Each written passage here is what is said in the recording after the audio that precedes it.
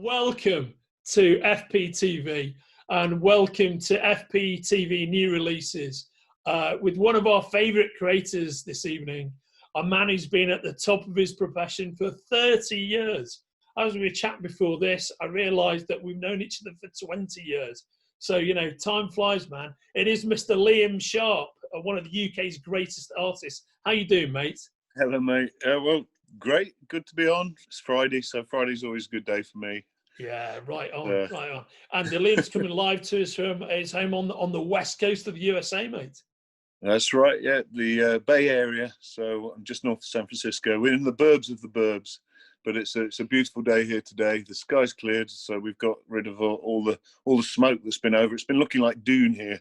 Yeah, crazy and orange. That is very good news. And funnily enough, that kind of alien landscape you've had over the last week or so segues nicely into what we're about to talk about.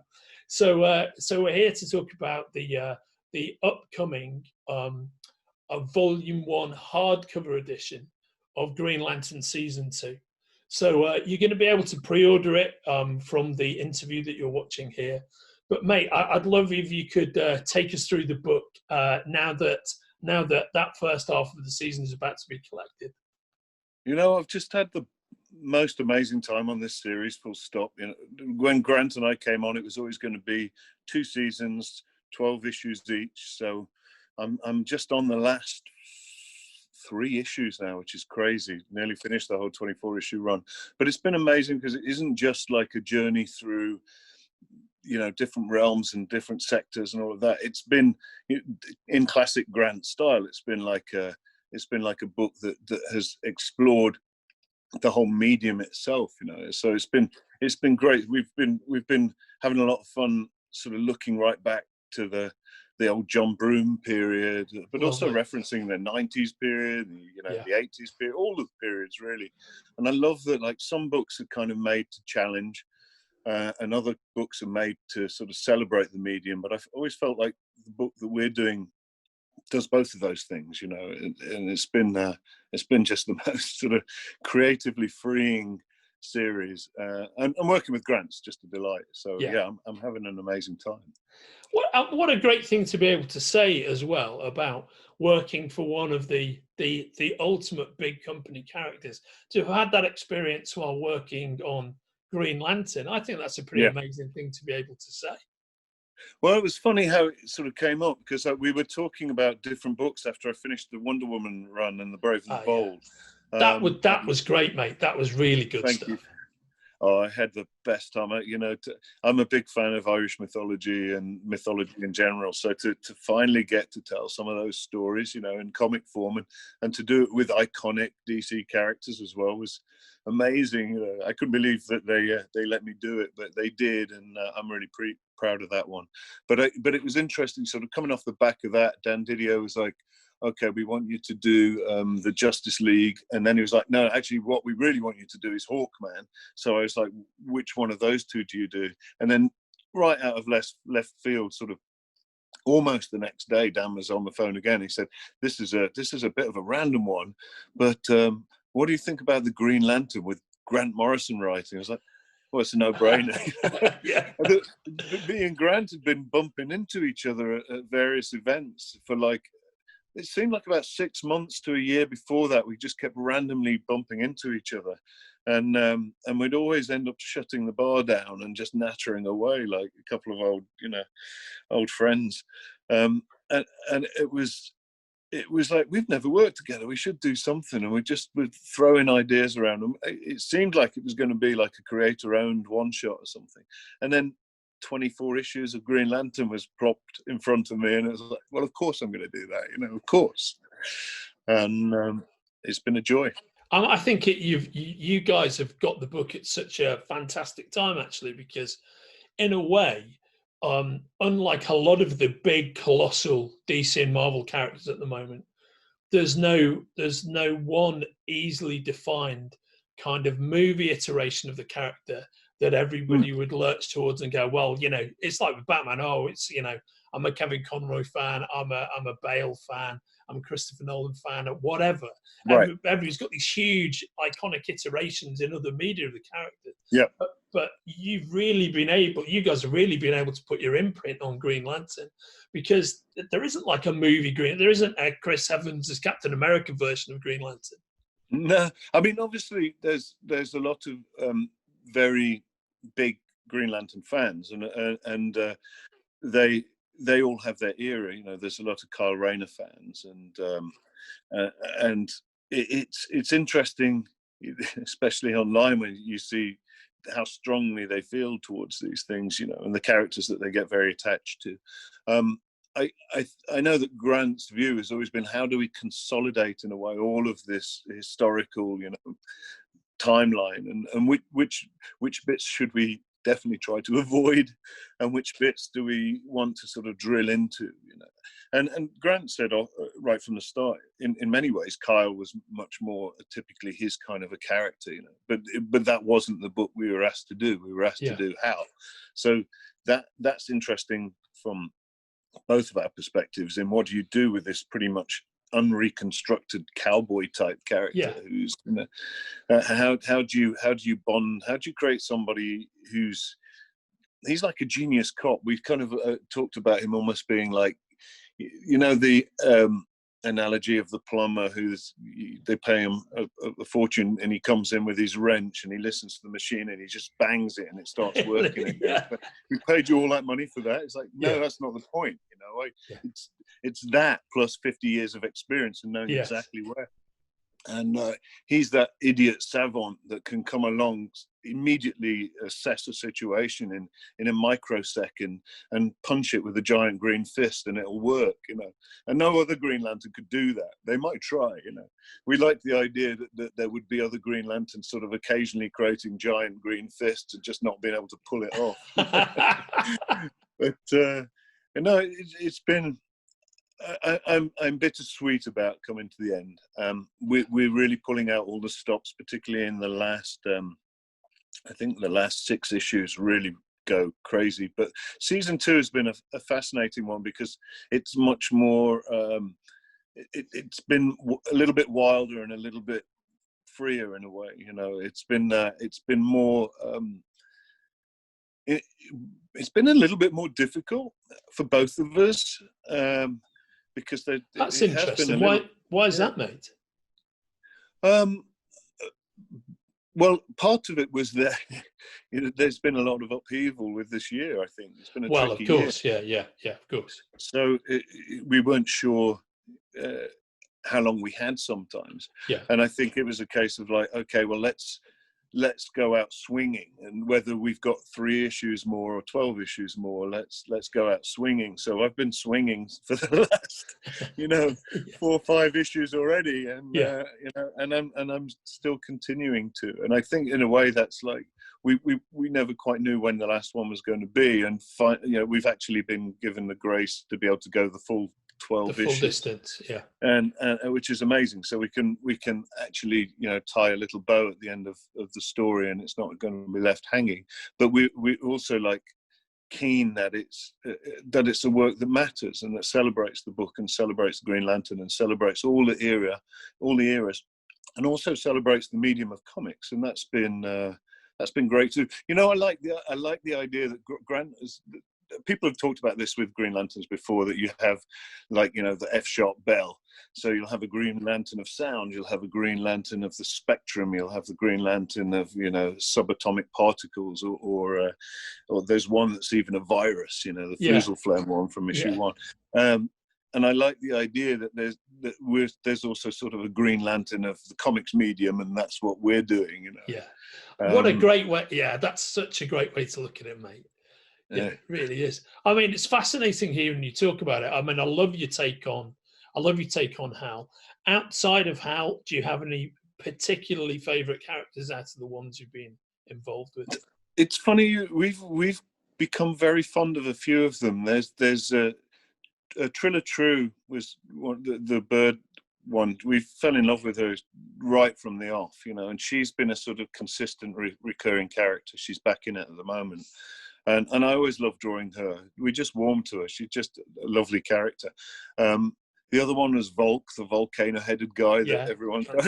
He became very quickly popular, and then the most recent one that people have talked about is Rick, the sort of pillar of salt guy. Yeah, right. Yeah. Rick Adoro, and he's just hilarious. That expression, just the two dots and a line for a complete. It's like, how can I make this the most completely nothing expression and still give this guy like tons of character? And he just made me laugh every time I drew him. It's just it was the same with Volk in a way.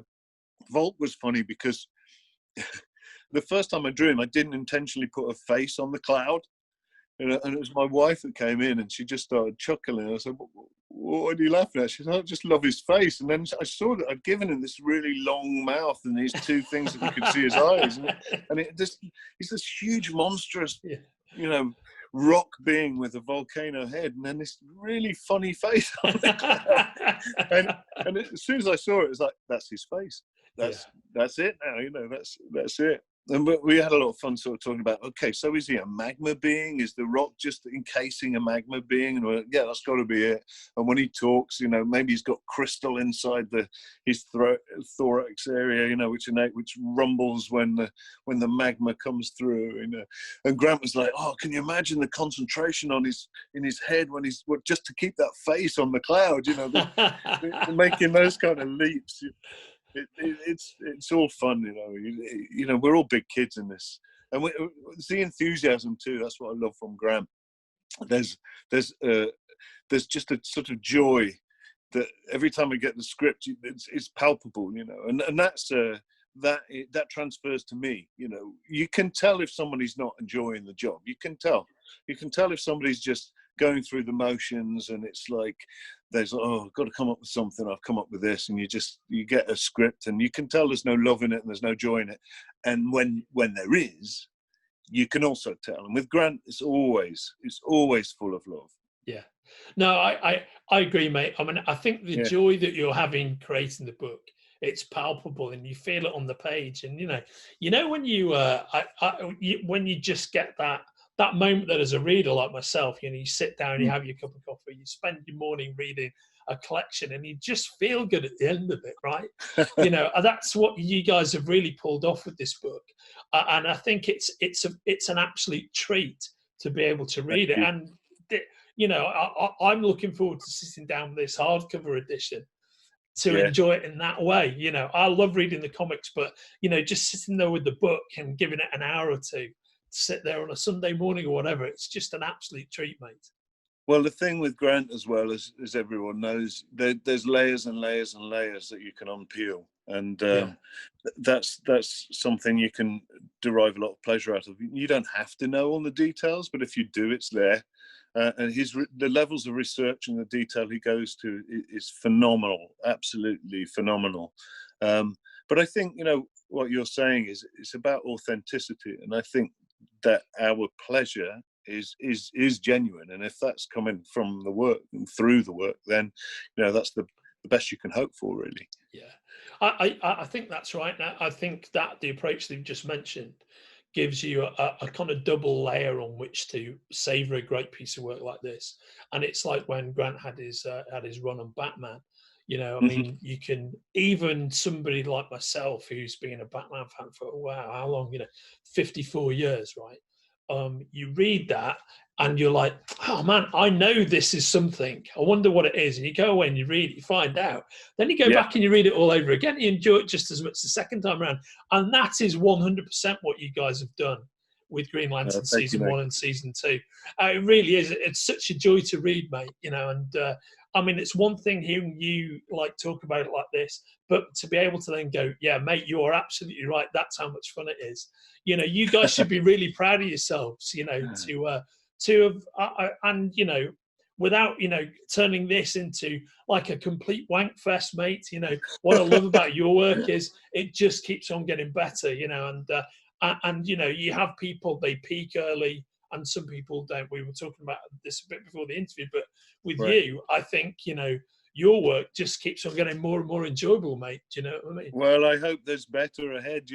I think I mean, I draw some of this, I think, from when I started working with Don Lawrence back in the day, who was my mentor. You know, he was exactly my age. He was 53 when I was his apprentice, and he was just starting to peak.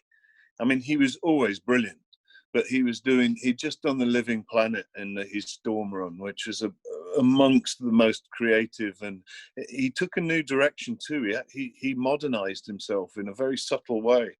That was, you know, I don't think people really realized or saw the transition, but it was, at the time being there was fascinating, and he did his best work in his 50s and 60s. So I've got that to aspire to, you know. And I think about Jack Kirby and just quite a lot of artists that really come alive, you know, in this period. And I think too, you know, it's funny. This year has been a tough one because of everything going on with the COVID stuff. There's an element of, like, you realize how mortal you are and how fragile. So true, mate. So true. And so I think it, for me at least, I've sort of thought, okay, if I'm going to make 1 year count, I'm going to make, you know, every second count and every day count, and this is an important time, you know. I better make the most of it, you know. Yeah. You don't know how much longer you got, so I'm running at every day. Mate, I know it's a wild cliche, but you've got to go sprinting into the future, haven't you? You know, I mean, you know, every day literally could be your last, and this last year has really underlined that stuff. And it's like that sort of positive, you know, it's like that positive thinking way of, like, looking at the future, which is like, we're all going to have these moments where suddenly that was the last time we did X, Y, Z. That was the last San Diego you went to. Yeah, that was you know, that was the last time you went to your favorite coffee shop, whatever. And you've got to be cognizant of that at all times, and you know, actually revel in the moment, right? You know what I mean? I think you've got exactly the right attitude. I think somebody who's, I mean, you do, and somebody's very inspirational for creative types, I think, is if you look at Clint Eastwood's career, when he's about your age, he's making Unforgiven. It's a fucking amazing film, right? I was thinking about the music conversation we were having before this, you know, and it's like, it's funny, when we were young, they used to talk about groups being dinosaurs and leave it to the young people and all of that. But actually, you got people like Nick Cage, you know, I was right the first time. You're right first time. Yeah, I mean, Nick Cage is awesome, but Nick Cave is the man. Yeah, you know what I mean? And the quality of his lyrics and the explorations and the sonically that he's going, and, you know, some of the profound stuff. He's just one example of musicians that are getting up there that are still not only relevant but pushing at the boundaries and, you know, writing profound work. And in some ways, I think, especially now, it's up to people like them who are slightly outside of the culture of being led by, you know, the backseat driving, you know, fan base to some extent. No, they're just delivering what it is they want to do. They're really in touch with their own muse, however that works. Like Leonard Cohen's another great example. You know, somebody just forged his own path, and you listen to the music he produced over a 30-year span. Like the Cave, it's just amazing stuff. And I think, mate, if you're going to have any kind of template for, you know, a creative endeavor like yours, for, you know, the art that you deliver, I think that's a wonderful way to look at it. Yeah, well, I mean, and I said the fans, I actually meant the industry. To some extent. You know, right. Like when you think about, like, I feel sorry for musicians and a lot of creators these days, in that everyone's so worried that there's a lot of voices behind the scenes trying to steer people away from anything that might be controversial or challenging or, you know, interesting to some extent. And it gets very hard for creatives to find a voice. And I think sometimes it's up to those older people who are free of those constraints because they've already done it. You know, they've done what they needed to do, and now they can just do what they have to do. And it's really important, I think, in all creative endeavors, to have work that, of course, is for the fan base, and of course is for, you know, people who love those characters. But it's also really, really important for certain books to to allow a little bit of room. You know, without that, we'd have never had a Bill Sienkiewicz if Moon Knight hadn't, you know, enabled him to be creatively free and a little bit unconstrained. And I think it's really important that there is room for people to do that. And I feel like, for me, definitely this is a moment where I've been allowed to breathe creatively, which is, you know, DC have been amazing for that. And my fans, you know, the people who follow me and have been incredibly supportive and have appreciated it too. It's funny because I think I've always been a little bit creatively restless, to use I think Grant used that term recently, and in the past it didn't serve me that well, because I think it made me a little bit hard to pin down. But I think now people are sort of looking at my work and appreciating the sort of breadth of it a little bit more, which is rewarding and also a bit of a relief. Yeah, absolutely. It's got to be both, but mainly rewarding, mate. Yeah, absolutely well said, Liam. And I think that's a great point at which to sum up and say this has been FPTV new releases, and I've been talking with Liam Sharp, and we've been talking about his epic run on Green Lantern. You can pre-order Green Lantern Season 2, Volume 1, the hardback, which is well worth getting. Check it out. Such an amazing book. And thanks for spending the time with us tonight, mate. It's great to see you, buddy. Pleasure, Andy. It's good. Yeah, you take care, man. Too long. Oh, it has been too long. I'll see you soon. Take care, mate. Take care. All the best.